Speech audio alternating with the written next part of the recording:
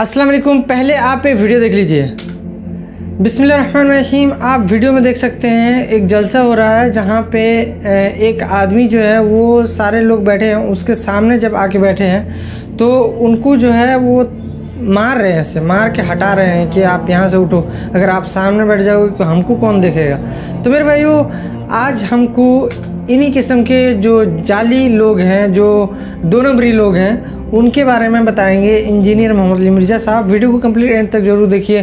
बिना किसी ताख़ीर के अल्लाह का नाम लेकर शुरू करते हैं। अंदाजा करें इन लोगों का, यानी ज़हन की पस्ती का लेवल, हालत देखें इनकी। अच्छा, अब ये जब हम बातें करेंगे ना तो वो कहेंगे नहीं नहीं नहीं, ये तो जाली पीर है। असली केड़े ने, असली भी चंदे खा रहे हैं, इस्तेसाल कर रहे हैं गरीबों का, कोई मेहनत मजदूरी नहीं करते, लोगों के चंदों के ऊपर पलते हैं। कौन से असली है? अल्लाह से डर जाए। ये एक पूरा कारोबार है जो चल रहा है। कि मैंने कहा यार ये देखें, ये उस उम्मत की हालत है कि जिसका इमामुल मुवाहिदीन है सल्लल्लाहु अलैहि वसल्लम, जिसकी तौहीद के बारे में इतनी सेंसिटिविटी है कि किसी और शख्सियत की ऐसी सेंसिटिविटी नहीं है। और मुझे वो हदीस याद आ गई जो जामिया तिरमिज़ी के अंदर मौजूद है, मिशकात में भी मौजूद है, सूरतुल आराफ की आयत नंबर 138 के कॉन्टेक्स्ट में, कि नबी इस्लाम गज़वा हुनैन के मौका पर एक जगह से गुजरे जहां पर एक बहुत बड़ा दरख्त था जिसे ज़ाते अनवात कहा जाता था। उसके ऊपर मुशरिकीन अरब अपना असला लटकाते थे थोड़ी देर के लिए, और उनका यह अकीदा था कि जंग में अगर फतह पानी है तो यहाँ पे अपनी तलवार लटकाओ, जिस तरह यहाँ पे वो शलवार लटका रहे हैं। और देख लो इन्हां दी निस्बत किदे नाल है। तो सहाबा इकराम में से कुछ ने कहा या रसूलुल्लाह सल्लल्लाहु अलैहि वसल्लम, आप भी हमारे लिए कोई दरख्त मुकर्रर कर दें बरकत के लिए। अल्लाहु अकबर। अंदाजा करें, हालांकि वो ये नहीं कह रहे थे हमने दरख्त की पूजा करनी है, ये तो कहते नहीं मजार के आगे कोई झुक भी गया तो क्या हुआ, ना तो उसकी उंगलियां मुड़ के किबला रुख हुई है, ना नाक की हड्डी लगी है, सजदा कहां से हो गया। तो यहाँ तो कुछ भी नहीं था, सिर्फ इतना कहा कि एक दरख्त मुकर्रर कर दें। मुतबरक चीज तो हम भी मान रहे हैं ना, हजरे अस्वद को चूमते भी हैं। सहाबा किराम का तो शिर्क का कहीं शायबा भी नहीं था। बस इतनी बात की तो नबी इस्लाम ने कहा सुबहान अल्लाह, अल्लाह पाक है, माजूफ था अम्मा युशरिकून, हर उस शिरकी अकीदे से जो लोग उसकी तरफ मंसूब करते हैं। तुमने तो आज वही बात कर दी जो मूसा के मानने वालों ने कर दी थी। वहां पर भी देखें वक्त का पैगंबर मौजूद है और मूसा अलैहिस्सलाम के साथी अभी भी ताजा मौजज़ा देख के आए हैं। सूरतुल आराफ आयत नंबर 138 की तिलावत की नबी इस्लाम ने कि जब वो समुंदर से पार लगे तो उन्होंने कौम को देखा जो बुतों पर इत्काफ किए हुए, ध्यान किए हुए बैठे थे। ये कुरान की आयत है, सूरह अल आराफ आयत नंबर 138। तो उन्होंने कहा कि ऐ मूसा, आप भी अल्लाह का कोई बुत हमारे लिए मुकर्रर कर दें कि हम उस पर ध्यान करें। जिस तरह यहाँ पे आप हिंदू देख रहे हैं ना, वो कहते हैं हम भी उसी खुदा को मानते हैं कि भगवान का जो बुत है ना ये ध्यान करने के लिए। हालांकि उनकी किताबों में भी स्टैचू बनाना हराम है, जिस तरह हमारी किताबों में भी ये शलवारें लटकाना हराम है, लेकिन ये लोग कर रहे हैं। तो नबी इस्लाम ने फरमाया आज तुमने वही बात कर दी जो मूसा अलैहिस्सलाम के मानने वालों ने की थी। और मूसा अलैहिस्सलाम ने उस वक्त क्या कहा था, अल्लाह इस जाहिल कौम से मैं तेरी पनाह में आता हूँ। वक्त का पैगंबर मौजूद है और उनके साथी, तो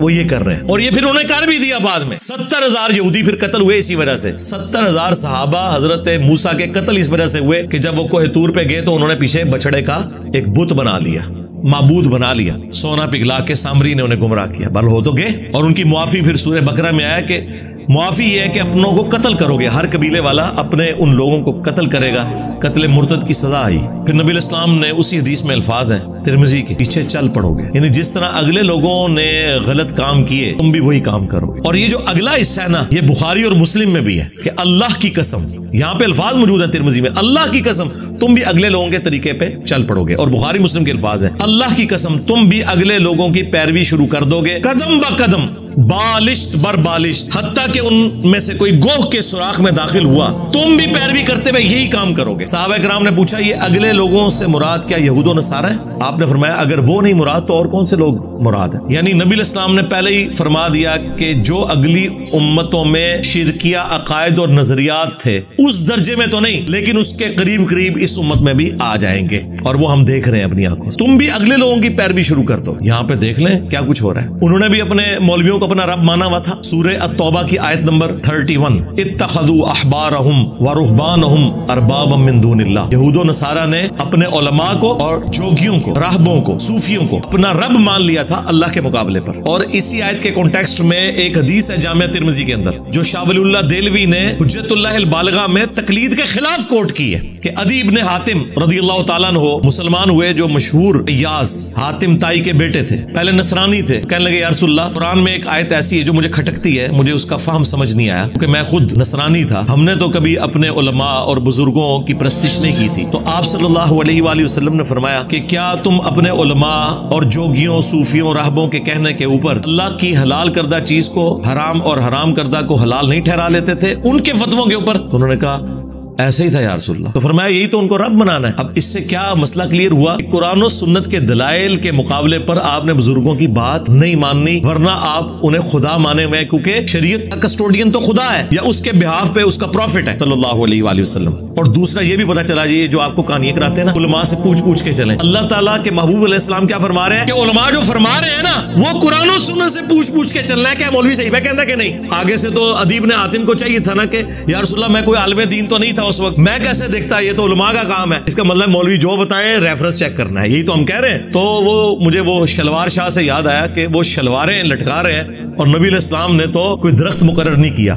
آپ نے فرمایا کہ تم نے تو آج وہی بات کر دی جو موسیٰ علیہ السلام کے ماننے والوں نے کر دی تھی. تو نبی علیہ السلام کی آپ احتیاط کا لیول دیکھیں. آپ علیہ السلام نے اس درخت مقرر کرنے کو یعنی شرک کے ساتھ تشبیہ دے دیا. اس کو تو چھوڑ دیں، رسول اللہ نے اپنی قبر کے بارے میں فرمایا. مسند احمد میں حدیث ہے، اللہم لا تجعل قبری وثنا یعبد، اے اللہ میری قبر کو وہ بت نہ بننے دینا کہ لوگ اس کی عبادت شروع کر دیں. رسول اللہ نے اپنی قبر کو بت کہہ دیا. ہمارے لیے تو اس پلانٹ ارتھ پہ رسول اللہ کی قبر مبارک سے زیادہ کوئی عزت اور احترام والی جگہ نہیں ہے. کوئی دنیا کی قبر اس کا مقابلہ نہیں کرتی. لیکن نبی علیہ السلام فرما رہے ہیں اگر اس کے ساتھ بھی کوئی عقیدہ منسوب کرو گے تو وہ شرکی عقیدہ ہے. اسی لیے بخاری اور مسلم دونوں میں حدیث ہے، سیدہ عائشہ سلام اللہ علیہا ہماری ماں کہتی ہیں کہ نبی علیہ السلام کے آخری دن چل رہے تھے بیماری کے، وفات سے کچھ عرصہ پہلے آپ کو جب تکلیف ہوتی تو آپ اپنے چہرہ مبارک سے چادر کو ہٹاتے اور بار بار ایک جملہ بولتے، لعن اللہ الیہود والنصارى اتخذوا قبور انبیائہم مساجدا، اللہ کی لعنت ہو یہود و نصارہ پر جنہوں نے اپنے نبیوں کی قبروں کو سجدہ گاہ بنا لیا. اور اما عائشہ کے آگے الفاظ ہیں بخاری مسلم میں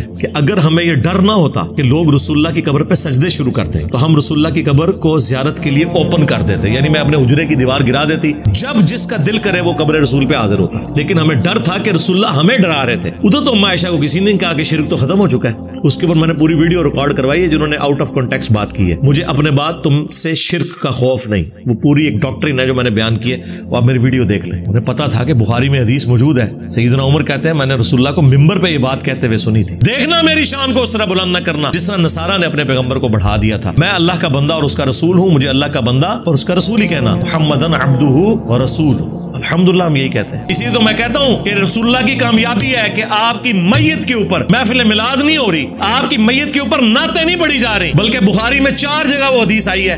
سیدنا ابوبکر آپ کی میت کے اوپر خطبہ یہ دے رہے ہیں کہ جب نبی علیہ السلام کی ڈیتھ ہوئی تو حضرت ابوبکر صدیق حجرہ عائشہ میں داخل ہوئے، رسول اللہ کے چہرہ مبارک سے کفن کو ہٹایا، آپ علیہ السلام کے ماتھے پہ بوسہ دیا اور کہا یا رسول اللہ، اللہ تعالیٰ آپ پہ 2 موتیں جمع نہیں کرے گا.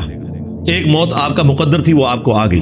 اور پھر باہر نکل کے ممبر پہ چڑھ گئے. حالانکہ حضرت عمر لوگوں کو کہہ رہے تھے کہ جو یہ کہے گا کہ رسول اللہ فوت ہو گئے میں اس کی گردن اتار دوں گا. حضرت ابوبکر نے خطبہ دیا اور کہا کہ عمر کو اس کے حال پہ چھوڑ دو. اور آپ نے پہلا جملہ اتنا گستاخانہ بولا حمد و صلات کے بعد. آج کی ڈاکٹرین میں 295 سی لگتی ہے اس کے اوپر، ہمارے نزدیک تو بالکل صحیح بولا. الا من کان یعبد محمدا فان محمدا قد مات. کان کھول کر سن لو، جو بھی تم میں محمد کی عبادت کرتا تھا جان لے کے محمد مر چکے. اندازہ کریں، میرے خلاف کلپ بنائے ہوئے ہیں، یہ کہتا ہے مر چکے. اوے ابو بکر صدیق نے کہا ہے رضی اللہ تعالیٰ عنہ. ڈنگرو، کس کو گستاخ کہہ رہے ہو؟ انجینئر کو نہیں، انجینئر کے امام کو گستاخ کہہ رہے ہو. ابو بکر صدیق رضی اللہ تعالیٰ عنہ، یہ ان کا خطبہ ہے. اور اس سے بڑھ کر یہ ہے ہی جملہ بھی فرضی تھا. صحابہ میں کون حضور کی عبادت کرتا تھا؟ یہ ہوتے تنو اور کوئی نہیں گل نبی، تو یہی گل کہنی ہے تھے. تو پڑھ وما ارسلناک الا رحمۃ للعالمین، تو پڑھ ان اللہ وملائکتہ یصلون علی النبی صلی اللہ علیہ وآلہ وسلم. نہیں، صحابہ کو پتا تھا اس موقع پہ یہی بات، کیونکہ اس انسانیت نے سب سے بڑا شرک ایک نبی کے نام پہ ہی دیکھا ہے، عیسیٰ ابن مریم کے نام. تم میں جو بھی محمد کی عبادت کرتا تھا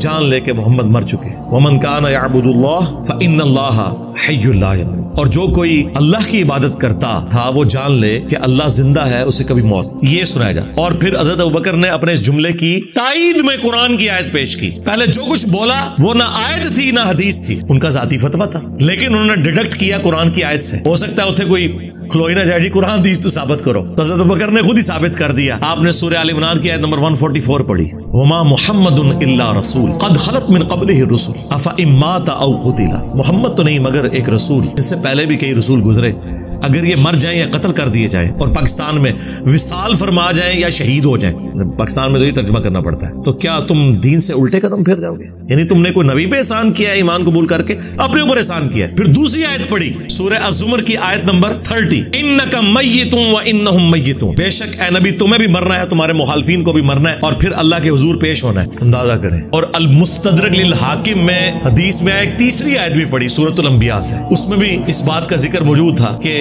اگر رسول اللہ کو موت آئے گی تو آپ کے مخالفین کو بھی موت آ جائے گی۔ اندازہ کریں کہ صحابہ کرام قرآن کی آیات میں سے ڈھونڈ ڈھونڈ کے کتنی گستاخیاں تلاش کرتے تھے، نعوذ باللہ۔ تو میرے بھائیو امید ہے کہ آپ کو یہ بات سمجھ میں آئی ہوگی اور ویڈیو پسند آئی ہوگی۔ اگر ویڈیو پسند آئی ہے تو لائک اور شیئر ضرور کیجیے، اور ہمیں سپورٹ کرنے کے لیے سبسکرائب ضرور کیجیے۔